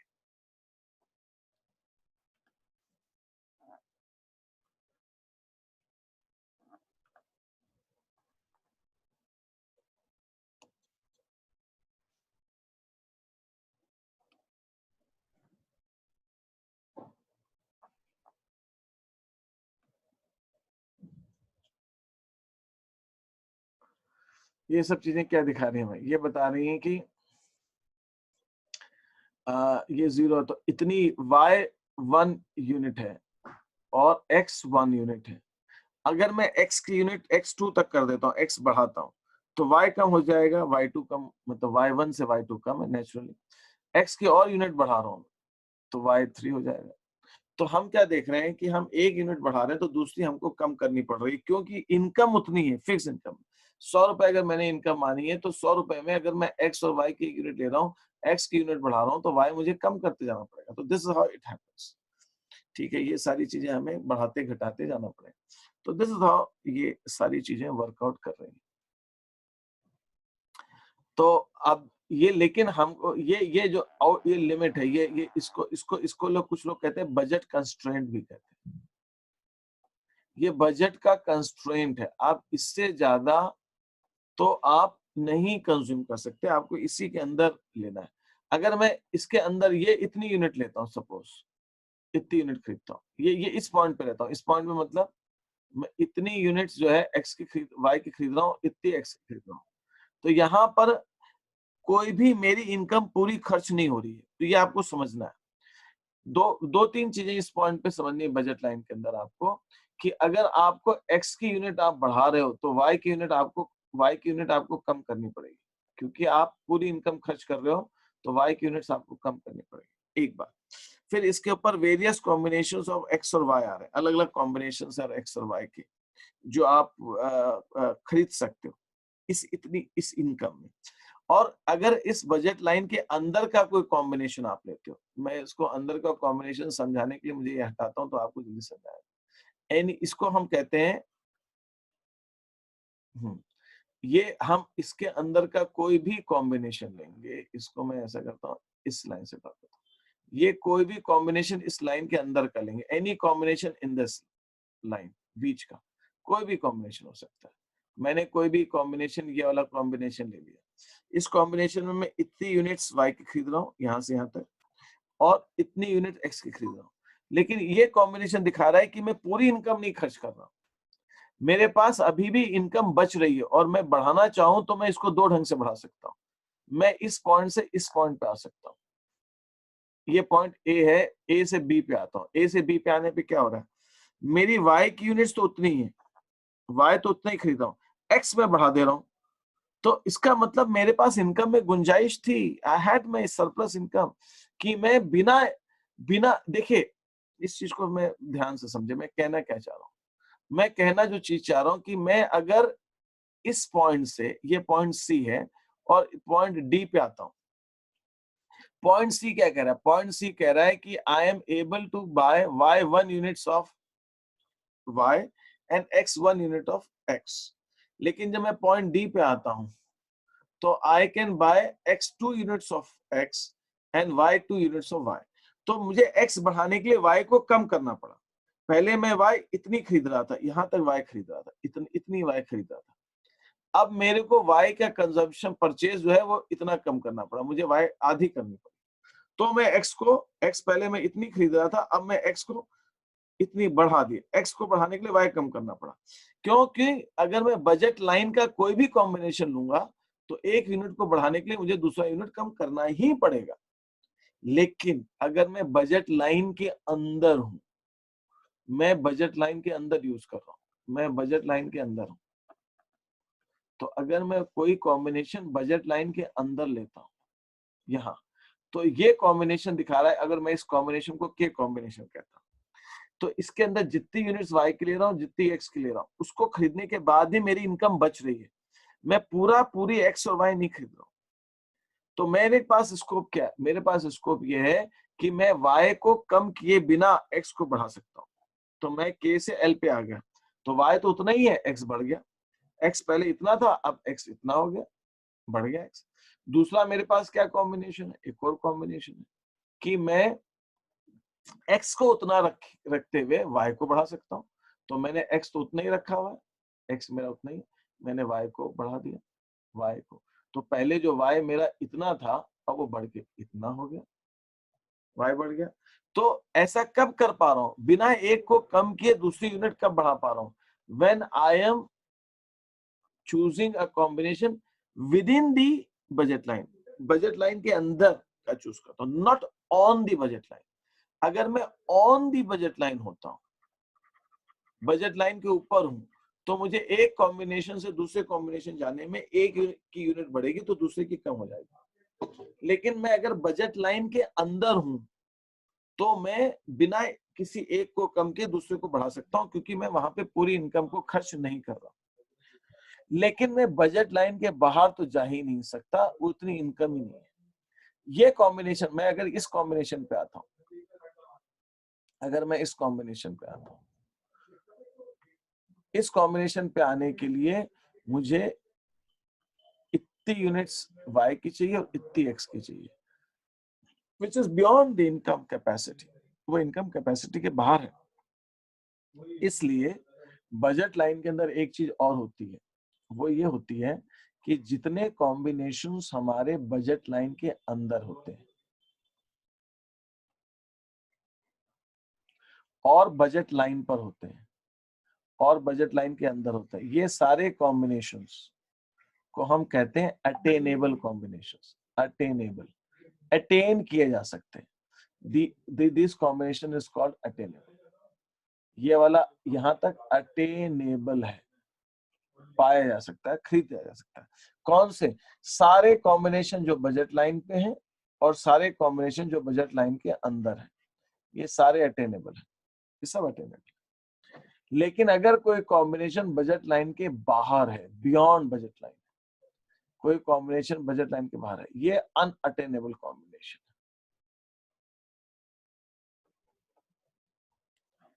ये अनअटेनेबल कॉम्बिनेशन, ये आप नहीं कर सकते।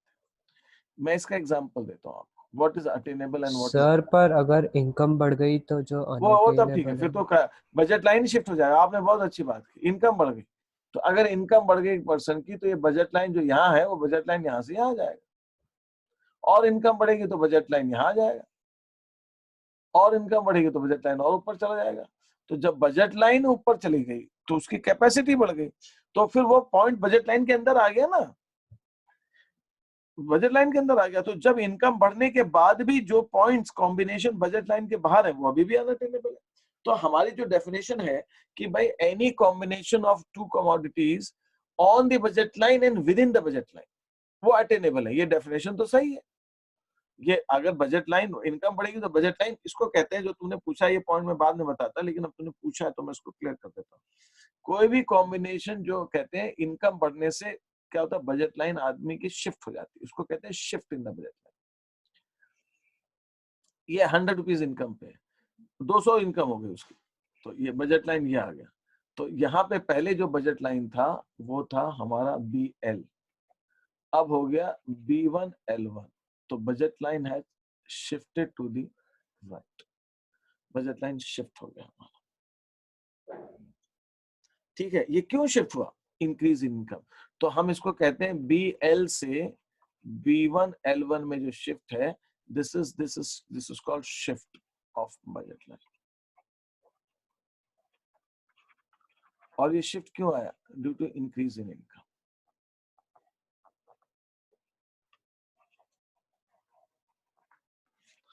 इनकम की वजह से। और उल्टा हो सकता है, डिक्रीज इन इनकम है। तो ये जो बजट लाइन है हमारी ऊपर जा रही है और इनकम डिक्रीज होगी तो बजट लाइन और अंदर शिफ्ट हो जाएगी।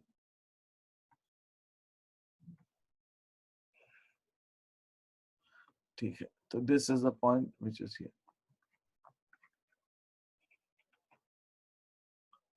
B2 and L2. तो movement from BL to B2 and L2 is, again this is shift in budget line, but this is due to decrease in income. Decrease in income. तो ये budget line shift हो सकती है, लेकिन कोई भी जिस समय जो भी बजट लाइन है, उस समय बजट लाइन के अंदर और बजट लाइन पे जितने कॉम्बिनेशंस हैं वो सारे अटेनेबल कॉम्बिनेशंस हैं, वो सब पाए जा सकते हैं। और अगर बजट लाइन के बाहर का कोई भी कॉम्बिनेशन है तो दैट इज अनअटेनेबल कॉम्बिनेशंस, वो अटेनेबल नहीं है। ठीक है, ये आपको बेसिक चीज इसकी। दूसरी चीज हमने जो डिस्कस की थी, यहाँ तक कोई क्वेश्चन है किसी को, पूछ लीजिए मेरे से। No sir. फिर हमने क्या डिस्कस किया था, हमने एक ग्राफ बनाया था, वो ग्राफ हमारा कुछ ऐसे था, थोड़ा सा इसका मैं 4 है ना, मेरा ये ग्राफ कुछ ऐसे था।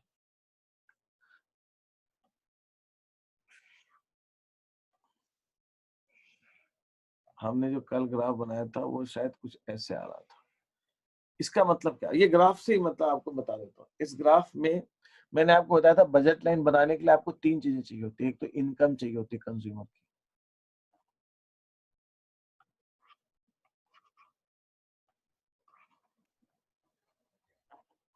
प्रोडक्ट की प्राइस चाहिए होती है। हाँ, और दोनों प्रोडक्ट की प्राइस चाहिए होती है, प्राइसेस ऑफ 2 कमोडिटीज। जो 2 कमोडिटीज आप एक्स और वाई पे दिखा रहे हो, बजट लाइन के अंदर एट अ टाइम आप सिर्फ 2 कमोडिटीज ले सकते हो, क्योंकि ग्राफ की लिमिटेशन है, 2 डायमेंशनल ग्राफ, तो आप इसमें वही ले सकते हैं 2 कमोडिटीज। आपको 2 कमोडिटीज के प्राइस चाहिए। अब ये क्या दिखा, अब देखिए मैं आपको फिर चलिए मैं बता ही देता हूँ उस पॉइंट को फिर से। आपका ग्राफ अगर बजट लाइन पहले ऐसे था, अब वो बजट लाइन आपका शिफ्ट होके ऐसे हो गया,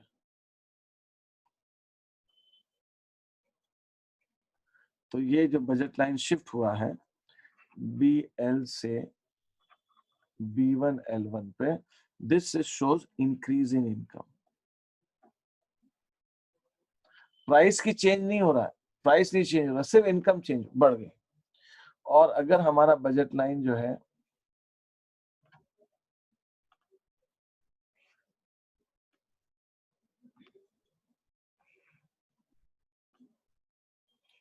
डाउनवर्ड शिफ्ट हो रहा है,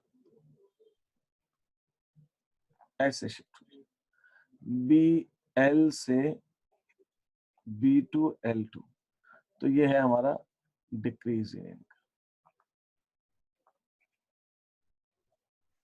ये डिक्रीज इन। तो ये जो शिफ्ट है इसका मतलब क्या हुआ, इसका मतलब शिफ्ट बजट लाइन का कब होगा, due to change in income. Delta मतलब चेंज, ये जो डेल्टा बना है change.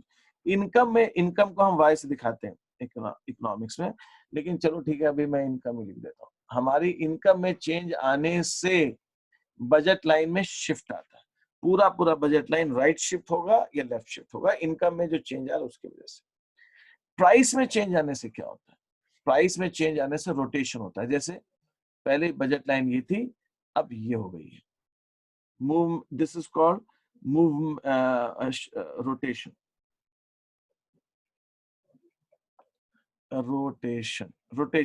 Rotation on x axis. ये आउटवर्ड रोटेशन, बाहर जा रहा है। ये क्या दिखा रहा है, ये एक चीज दिखा रहा है कि अब आप पहले एक्स आप इतना खरीद पा रहे थे, अब आप एक्स ज्यादा खरीद पा रहे हो, और वाई पहले जितना खरीद रहे थे उतना ही है। तो ये दिखा रहा है, ये रोटेशन का मतलब मुझे नेक्स्ट ग्राफ में आना पड़ेगा। एक्स की वैल्यू कम हो गई है, एक्स की प्राइस कम हो गई है, बिल्कुल सही, एक्स सस्ता हो गया, एक्स सस्ता हो गया है तो एक्स आप ज्यादा खरीद पा रहे हो।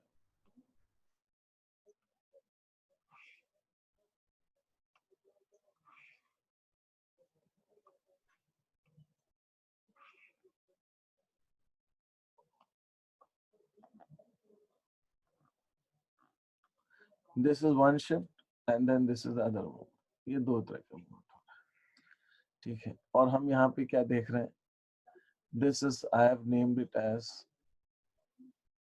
ये BL है, ये BL1 है, ये BL2 है, और यहाँ पे मैंने दिखाया कमोडिटी X, यहाँ मैंने दिखाया कमोडिटी Y।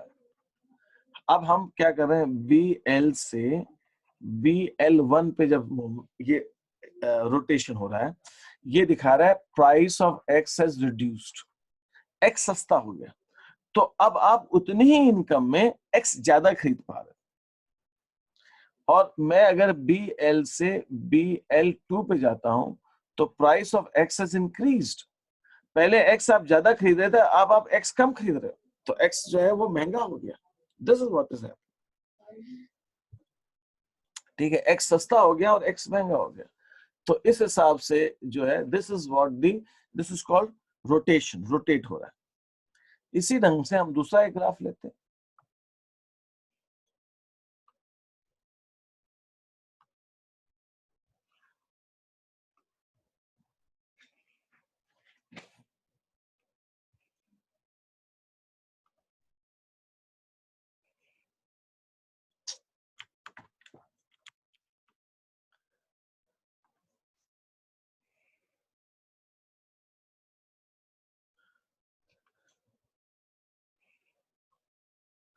ना यहाँ पे y की प्राइसेस में चेंज आ रहा है, यहाँ पे मैंने इसको लिया BL, इसको लिया B1, इसको लिया B2। Now what is happening here? Now movement is happening like this. अब यहाँ क्या हो रहा है?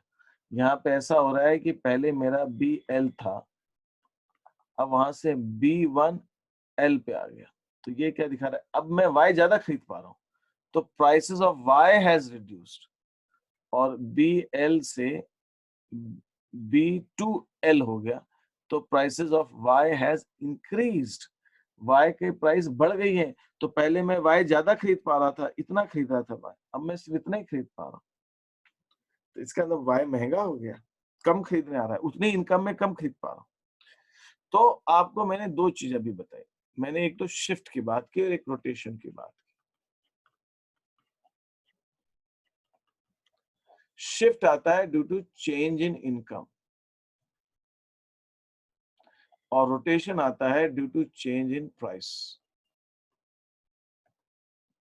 दोनों चीजों की शिफ्ट जो होता है वो अक्रॉस पैरेलल होता है। अब जब इनकम बढ़ेगी तो एक्स भी, वो कमोडिटी एक्स भी खरीद सकता है और कमोडिटी वाई भी खरीद सकता है। दिस इज शिफ्ट, ये शिफ्ट है, इधर लेफ्ट साइड या राइट साइड, ठीक है। और अगर ये आउटवर्ड शिफ्ट है तो ये दिखाता है इंक्रीज इन इनकम, और ये डाउनवर्ड शिफ्ट है, ये दिखाता है आपका डिक्रीज इन इनकम। प्राइसेस के अंदर ये है प्राइस, ये आ गया, ये आ गया। दूसरा ये है कहानी, ये आ गया, ये आ गया, समथिंग लाइक दिस। बिल्कुल बेढंगा डायग्राम।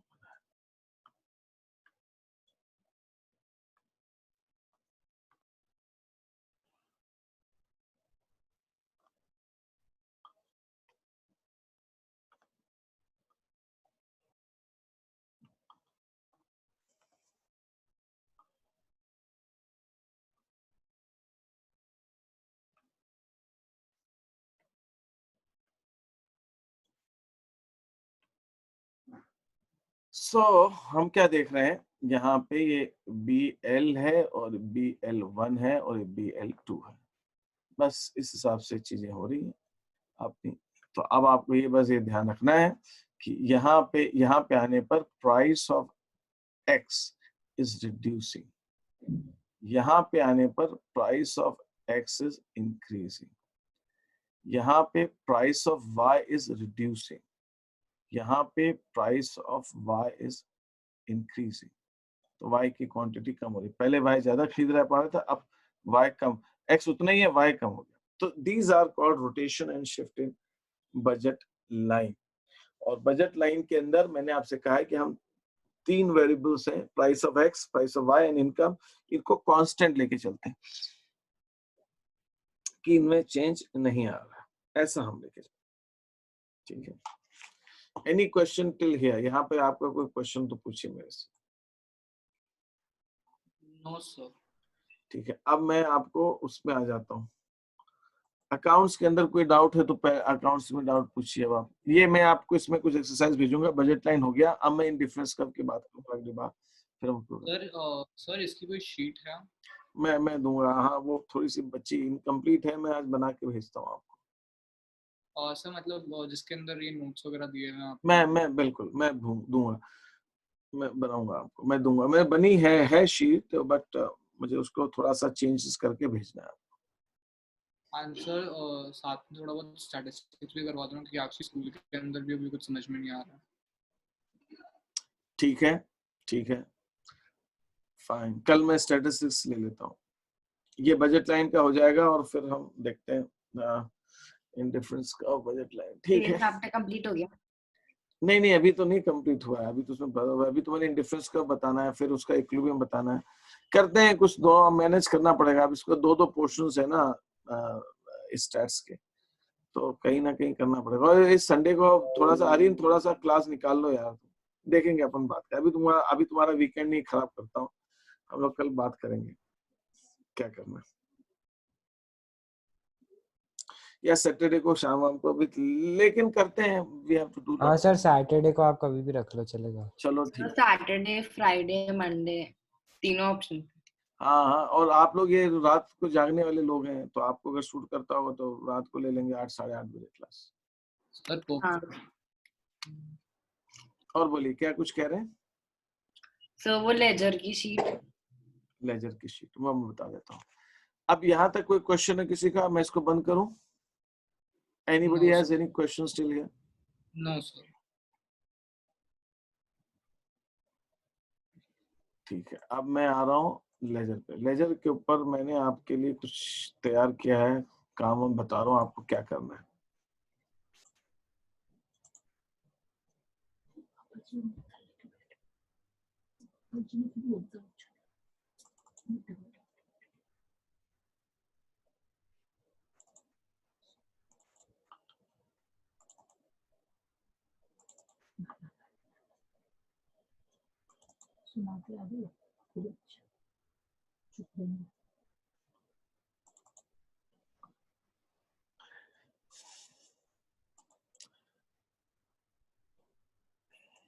जस्ट अ मिनट, हाँ 1 मिनट और लगेगा। मैं आपको ओपन कर रहा हूँ शीट्स को।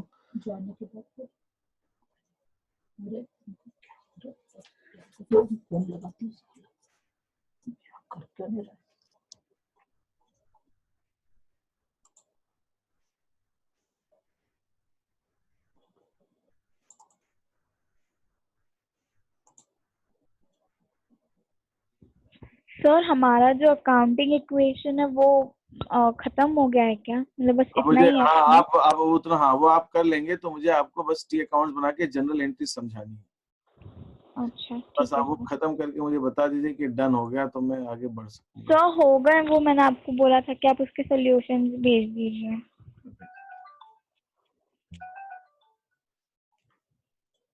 हेलो हेलो,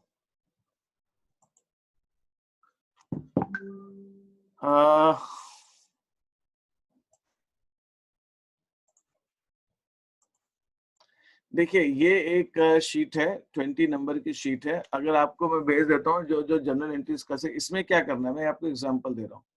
ये जो स्पेस, खैर वेज, ये ऐसी शीट थी जिसके अंदर इसी में लिखने की जगह है, लेकिन अब आपके पास तो आपको नोटबुक में लिखना पड़ेगा, या प्रिंट आउट निकाल के इसमें लिख सकते हैं तो लिख सकते हैं। आपको इसमें जनरल एंट्रीज लिखनी है शॉर्ट। जैसे रेंट ड्यू है, रेंट ड्यू की एंट्री हमारी क्या तो होगी? फिफ्थ वाला बता दो ना बस, ये बाकी तो हो जाएंगे।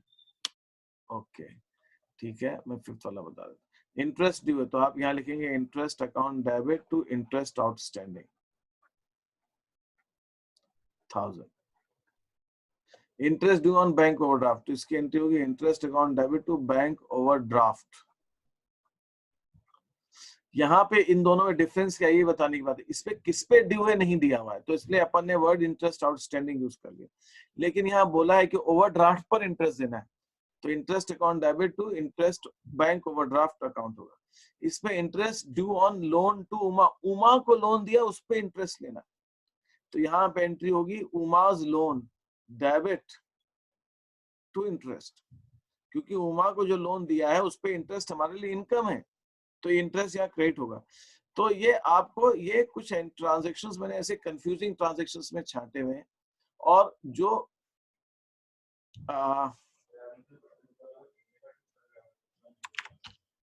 सर लेजर के भी नोट्स की एक शीट बना के दे दो प्लीज। हाँ लेजर की लेजर जो लेजर और ट्रायल लेजर ट्रायल बैलेंस, और वो मैं बनाता हूँ आज। ठीक है, सर मुझे नोट्स की शीट दे दो। ठीक ठीक ठीक ठीक है, मैं देता हूँ सब ले, और मैं देता हूँ आपको इको। ठीक है, तो ये आपको क्या है, इसमें अलग अलग एंट्रीज आपको लिखनी है कि हर केस में क्या होगा। आपने फर्नीचर बेचा तो एंट्री, तो ये इसमें मैंने वो ट्रांजेक्शन छांटे हुए जिनमें ज्यादातर बच्चे गलतियां करते हैं। ठीक है, गलतियां करते हैं, उनके हिसाब से मैंने ये छांटा हुआ। तो ये आपको ये करना है। ठीक है, तो ये एक हो गया। तो एक ये शीट है, ये आपको मैं भेज रहा हूं अभी, नंबर 1। नंबर 2, ये एक क्वेश्चन है, 21 शीट है, इसके अंदर लेजर, जनरल लेजर और ट्रायल बैलेंस बनाना है। इसमें मैंने सिर्फ 2 क्वेश्चन अभी रखे हैं।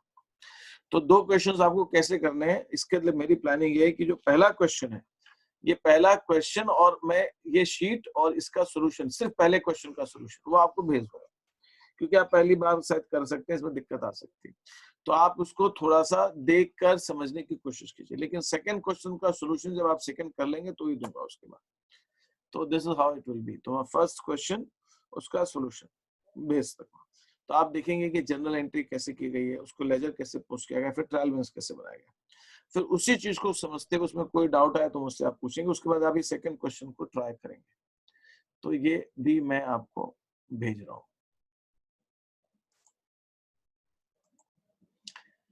देन अच्छा, ये तो सॉल्यूशन है उसी चीज का।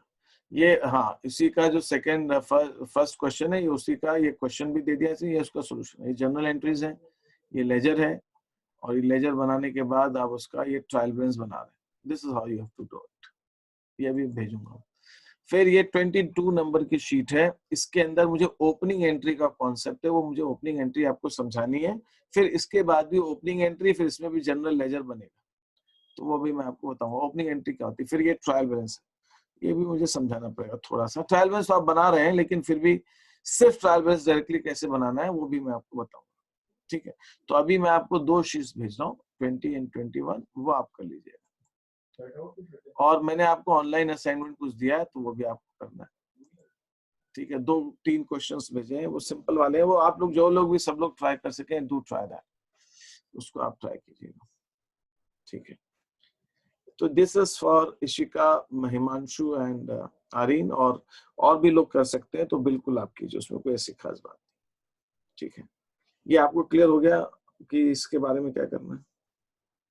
ठीक है, यस सर।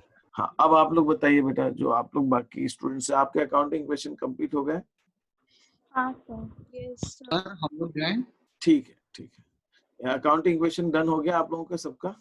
हाँ सर। एकता, तुम्हारा कुछ बचा होगा?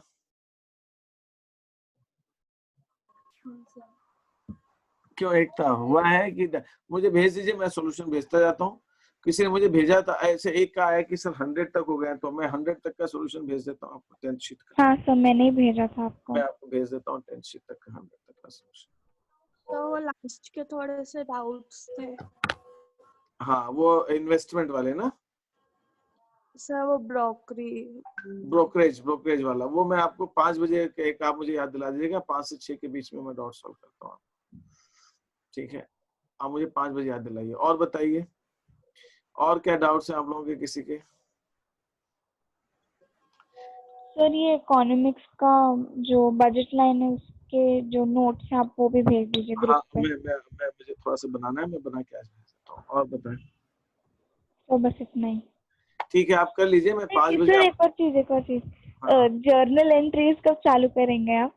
मैं टी अकाउंट्स बना के जनरल एंट्री आप मुझे वो आप भेज दीजिए। आप एक काम कर लीजिए, मैं कोशिश करता हूँ, अगर आपने वो कर लिए क्वेश्चंस तो 5 o'clock हम आपके डाउट डिस्कस कर लेते हैं, 5 बजे मैं आपको जनरल एंट्री भी स्टार्ट करा देता हूँ। ठीक है सर। है ना, मुझे याद दिला दीजिएगा, 5 बजे मैं आपकी क्लास ले लेता हूँ। ठीक है, हाँ सर। सर मुझे थोड़ा 10 मिनट या 15 मिनट लेट हो सकता है शायद से, क्योंकि हमारा वेबिनार रहेगा। हाँ सर, मेरा भी। तो आप वही ऐसा नहीं, तो आप ऐसा कीजिएगा, हम लोग वेट करना पड़ता है, आप ऐसा कीजिएगा, मुझे याद फोन करके बता दीजिएगा 5 बजे की जगह 5:15 बजे, मैं उसी हिसाब से क्लास स्टार्ट कर लेंगे, वो कोई दिक्कत थोड़ी। ठीक है सर। हाँ सर, क्योंकि अभी चालू ही हो, टीचर का भी मैसेज आके जल्दी ज्वाइन करो। चलो ठीक है, आप निकले। हाँ एकता बोलो, तुम्हारा क्या पोजीशन है क्वेश्चंस की? सर मैंने वो सेकंड वाली शीट करनी है। वो तुमको 3 शीट भेजी थी, हो गई वो? हाँ सर, उसमें से फर्स्ट और सेकंड वाली हो गई, मतलब वो जो आपने फर्स्ट सेकंड की हो गई, थर्ड वाली के मतलब आधे हो गए। ठीक है, अपन 5 बजे दोबारा मिलते हैं अपन एकता, ठीक है? हाँ मेरा भी वेबिनार है। हाँ तो जैसे खत्म होगा वैसे ज्वाइन करना फिर, ठीक है? हाँ सर, मैं आपको कॉल कर और दूंगी। अच्छा, आप लोगों को सबको भी रात को 8 साढ़े 8 बजे शूट करता है क्या? हाँ सर, हाँ मुझे सर चलेगा। चलेगा ना? तो ठीक है, फिर अपन नहीं होगा तो 8 साढ़े 8 बजे भी ले लेंगे क्लास, करते हैं। आज मैं सोचता हूँ आप लोगों को जनरल एंट्री पे स्टार्ट कराएगा, एक्टिव अकाउंट्स बता के स्टार्ट करा देगा, ठीक है? हाँ सर। सर बोलिए। सर मेरा आज और कल 6 बजे के बाद नहीं ज्वाइन कर पाऊंगी। आज और कल 6 बजे के बाद नहीं ज्वाइन कर पाऊंगी। 6 बजे के बाद? आज और कल 6 बजे के बाद क्या कह रही हो? सर वो ये बोल रही है आज और कल मैं 6 बजे तक के बाद ज्वाइन नहीं कर पाऊंगी। ठीक है, 1-2 दिन कोई बात नहीं, एडजस्ट कर लेंगे, बाद में करा लेंगे, है ना? कोई इशू नहीं, फाइन, ओके, नो इश्यूज, ठीक है। हाँ, मैं बताता हूँ आपको, 5 बजे मिलते हैं अपन, 5 सवा 5 बजे, जैसे वेबिनार आपका खत्म होता है मुझे बताइए, ठीक है? ठीक है सर।